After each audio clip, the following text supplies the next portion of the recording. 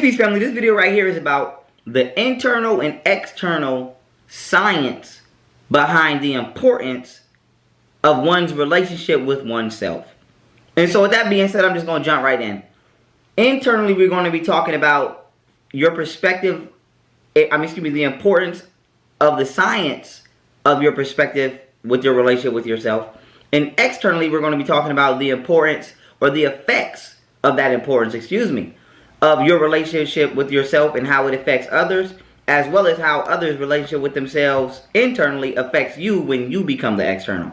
So it's really just perspective. Your internal perspective of yourself reflects externally as your projection of yourself, and someone else's internal relationship with themselves projects externally upon you. And so let's just go into this, right? Why is it important to have a healthy relationship with yourself, right? The internal perspective first. First of all, what is your relationship with yourself?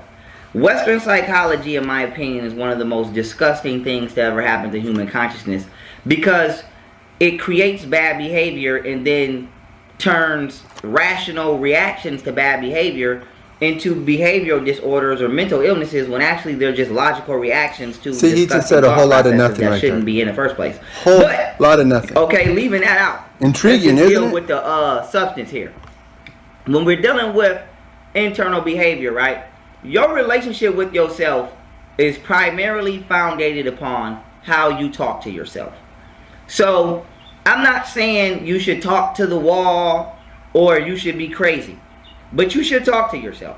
Do not let Westerners tell you that it is unhealthy. I think the whole talking to yourself is a new age philosophy from the Westerners. Now, if you're talking to yourself and you're answering back, then there's a problem. So if you're saying, hey, it's cold outside, and then you answer back and say, hell yeah, now we're dealing with mental illness. When I say talk to yourself, I mean, if you're doing a push-up and you want to quit, give yourself that extra encouragement. Tell yourself, hey, you could do this, come on.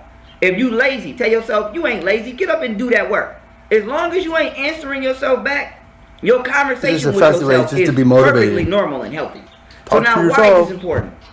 Some of us, or a lot of us, secretly or openly, have a horrible relationship with ourselves. And we don't realize that everything that we go for in life is simply because it is in alignment with the value system that we secretly believe is that we secretly have tricked ourselves to believe and deem is worthy of us believing it, or valuing ourselves in accordance to. So with that being said, let me give you an example, right? Let's say you tell yourself, let's say you're going through something. Do you tell yourself you smart and you can do this? Or do you tell yourself you stupid, it's a mistake, and that's why you always failing? How are you talking to yourself? What is your relationship like with yourself? Do you stay in abusive situations or relationships because you believe you can't do better? Or are you telling yourself, I don't care what nobody's saying. I know that I may not be the perfect person in the world, but I deserve better than this. Because depending upon what you're telling yourself, I can show you what you have, or why you don't have it, or what you're settling for. So systematic racism, there you go. Systematic wickedness aside, all one that second, stuff just one second. Let's just deal with you and you. What are you telling yourself? Why do you eat what you eat? Why do you drink what you drink? Is it because you have convinced yourself that you are a low-level creature? Because it's systematic. Could that be the reason? Yeah. Now, you might say, Pharaoh, why is this important? My melanin. My lack of melanin. Is you're projecting what's in your mind on others. See, so your internal becomes your external. So if you I'm not saying that you should be content with that it's your fault that you may not have been born rich.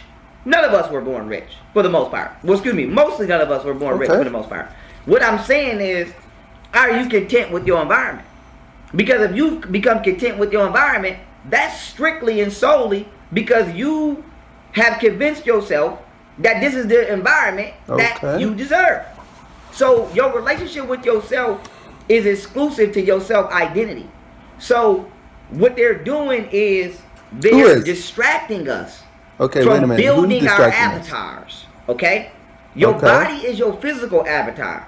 But yourself, your true soul, is who you are. And you're supposed to be building that. Are you a virtuous person? Yeah. What does a virtuous person look like? Are you a liar? What does a liar look like? Are you healthy? What does a healthy person look like? Are you unhealthy? What does an unhealthy person look like?